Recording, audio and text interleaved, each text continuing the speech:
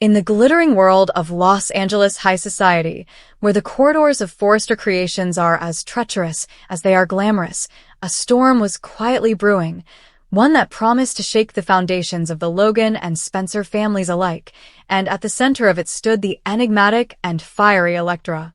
Known for her daring moves and sharp wit, Electra had long felt the sting of betrayal at the hands of those she once trusted, particularly Will Spencer, whose reckless charm and penchant for trouble had ignited a chain of events she could no longer ignore. In a calculated and audacious twist that left friends and rivals alike stunned, Electra resolved that the only way to reclaim her power, assert her dominance, and extract the sweet taste of revenge was to strategically entangle herself with R.J. Forrester, a man whose innocence and untested heart made him the perfect pawn in her complex game. From the moment she revealed her intentions to her closest confidant, her eyes burned with a mixture of determination and passion, and even the most seasoned observers at Forrester Creations could sense that Electra's plan was anything but ordinary. As she approached R.J. with her proposal, the world seemed to pause, the very air between them charged with anticipation and unspoken tension, and though R.J. was bewildered by the suddenness of her confession, he found himself caught in the magnetic pull of Electra's calculated charm. The marriage, she explained with a calm yet commanding voice, was not born out of love, but rather necessity. It was a shield and a sword combined, a weapon crafted from her pain and cunning, aimed squarely at Will, whose recent indiscretions had cost Electra more than she could bear to admit even to herself.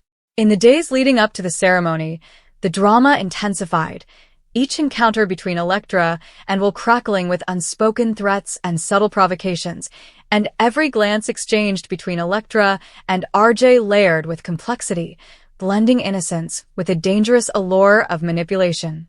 Behind closed doors, Electra meticulously choreographed her moves, ensuring that the public faces of both families remained unaware of the true motive behind the union, while privately she reveled in the tension and anticipation, savoring the moment when her plan would reach its climax.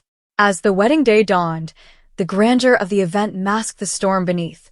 Forrester Hall was adorned with lavish floral arrangements and gleaming chandeliers, the guests blissfully ignorant that they were witnessing a spectacle not of romance, but of calculated retribution. Electra's gown shimmered like liquid starlight, a symbol not just of beauty, but of power, and as she walked down the aisle, R.J.'s nervous yet trusting gaze met hers, a silent testament to the complexity of human emotions manipulated for personal gain. The ceremony itself was punctuated by subtle gestures, lingering touches, and carefully timed smiles, all orchestrated to ensure that Will, should he be watching, would understand the depth of Electra's resolve and the precision of her vengeance.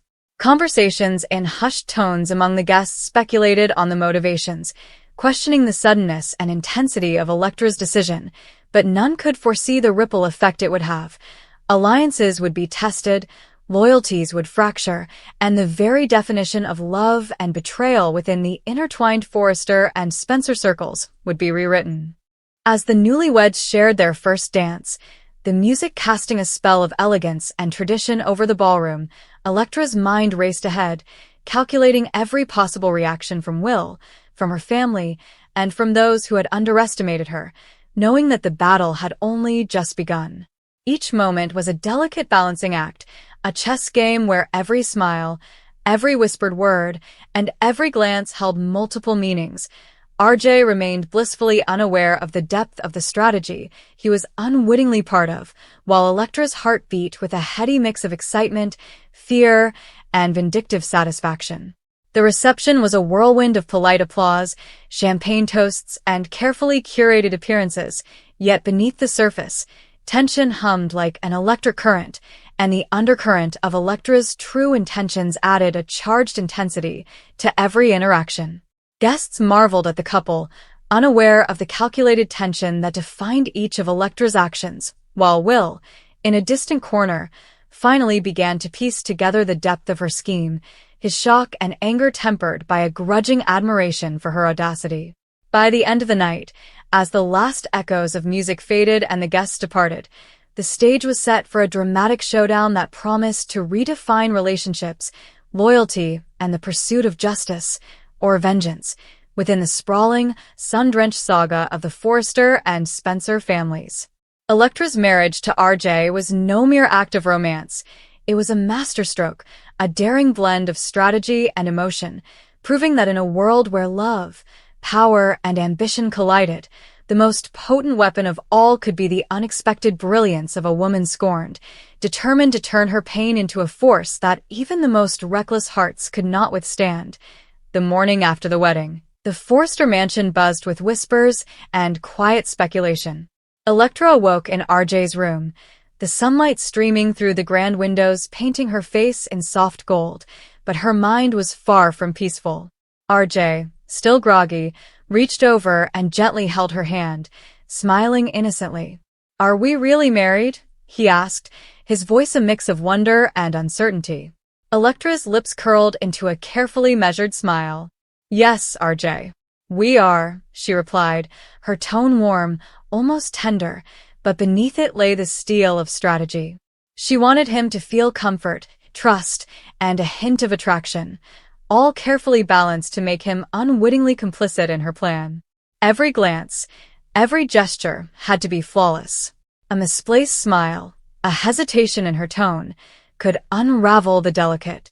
The silence in Steffi Forrester's administrative office was suffocating, a heavy mask woven from pressure and the faint, moping scent of precious leather and Ridge's cologne. RJ stood in the center of the room, his knuckles still palpitating, a dull pang that served as a patient, mocking memorial of his loss of control. He could not meet his father's eyes. He could not meet anyone's eyes. He just goggled at the intricate pattern on the Persian hairpiece, wishing the bottom would open up and swallow him whole.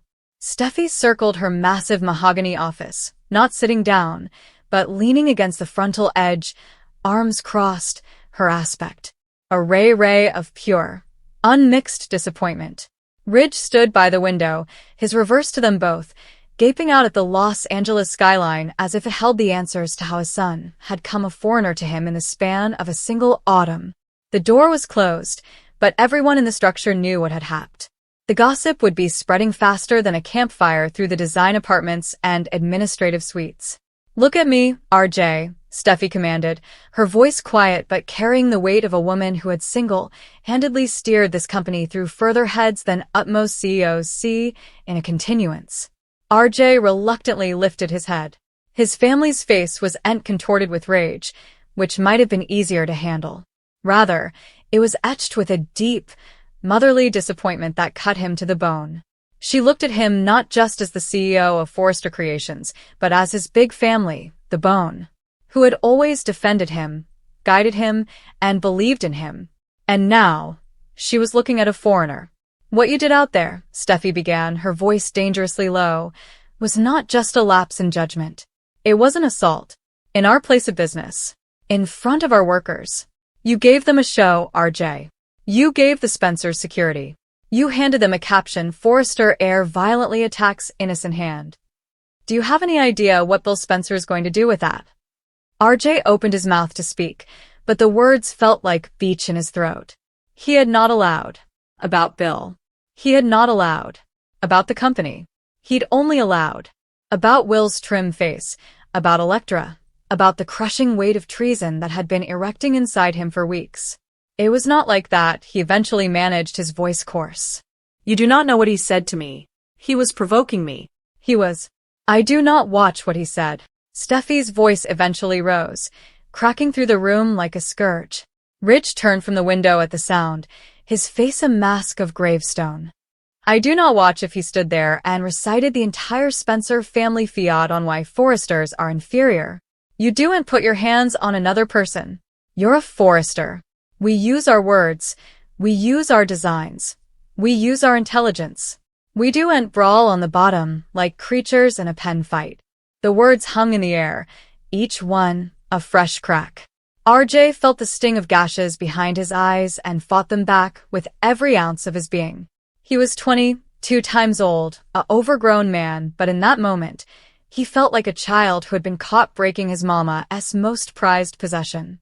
Ridge eventually spoke, his voice heavy with a weariness that sounded to progress him 10 times. This is about the designs, is not it? About your forefather? RJ jounced, thankful for a lifeline, an explanation that made sense. Yes. He stole from Nano. His family stole from us, and he just walks around then like nothing happened, like he is one of us. And also with Electra. He hurt her, Dad. He hurt her, and he did not indeed watch. Ridge changed a long, undecipherable look with Steffi. They both understood the involved web of feelings their youngish family was caught in. The commercial treason was one thing. A broken heart was an entirely different beast. RJ, Ridge said, moving closer, his voice softening slightly. I understand you are angry about Eric. I'm too. What your grandmother and Bill did was a treason of the loftiest order. But Will isn't Bill. Will is Katie's son. He grew up in this house as much as he grew up in Bill's. He has Forrester blood in his modes. Attacking him does not hurt Bill. It hurts Katie. It hurts Brooke. It hurts all of us. Also, what am I supposed to do? RJ's voice cracked, the levee eventually breaking. Just let him get down with everything? Let him destroy our family and destroy Electra, and just smile and nod. Steffi pushed off from the office and walked over to him, her heels sinking into the plush carpet. She stopped directly in front of him, near enough that he could see the subtle flecks of gold in her blue eyes, the same eyes that had looked at him with love his entire life. Now they were fierce, burning with a defensive fire. You are supposed to be better than him, she said still, forcefully. You are supposed to rise above it. You want to fight Bill Spencer? Fine. We will fight him. We will fight him in the press. We'll fight him in the courts. We'll fight him in every design house and every retail outlet in the world. But we fight him with quality. We fight him as Forresters. You want to fight for Electra? Also be the man she deserves. Be steady, be kind, be patient. Do not be the Joe who punches Herrick's boyfriend in the face. That is not an idol. That is an exemplary tale. Her words washed over him, and for the first time since his fist had connected with Will's jaw, RJ felt the hot flush of shame creep up his neck. He saw himself suddenly through Electra's eyes, a violent out of control man, not the gentle, cultural soul she had been drawn to. He saw himself through Will's eyes, a bully hiding behind righteous wrathfulness. He saw himself through his father's and family's eyes, a liability. What happens now? He asked, his voice small. Steffi suffed a long, exhausted exhale that sounded to deflate her entire body. She walked back behind her office and eventually sat down, suddenly looking every bit the CEO carrying the weight of a conglomerate on her shoulders. Now, I do damage control. I talk to Will. I talk to Katie. I presumably have to talk to Bill, God help me. I try to keep you from getting sued, and I try to keep this family from crumpling any farther than it formerly has. He pulled out his phone and stepped into the hallway, leaving Brooke alone in the small, sterile room. She sat there, numb, the doctor's words echoing in her head. Critical. The next 24 to 48 hours. Her sister was fighting for her life, and it was her fault. All because she couldn't control her temper, because she couldn't stand to let Katie have a moment of happiness, because she had let her jealousy and her rage consume her. A nurse appeared in the doorway. Ms. Logan? I can take you to your sister now. Brooke stood, her legs trembling. She followed the nurse through a maze of brightly lit corridors, past rooms filled with beeping machines and hushed voices, until they reached the CCU. The nurse pushed open a heavy door, and Brooke stepped inside. The room was quiet, save for the rhythmic whoosh of the ventilator and the steady beep of the heart monitor. Katie lay in the center of a large hospital bed, surrounded by a constellation of machines and 4 lines. Tubes snaked from her mouth and her arms. Her face, usually so expressive, was pale and still, slack in the artificial sleep of the coma.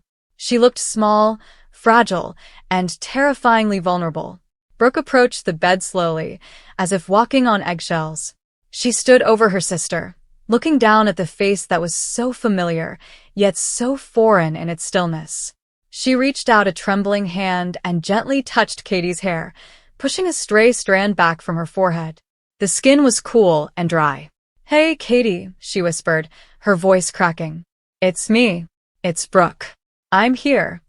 She swallowed hard, the tears streaming down her face unchecked. "I'm so sorry. I know you can't hear me, but I need you to know. I need you to know that I was wrong. Everything I said, it was wrong. It was me. It was my jealousy, my anger. You weren't playing the victim. You were the victim. My victim.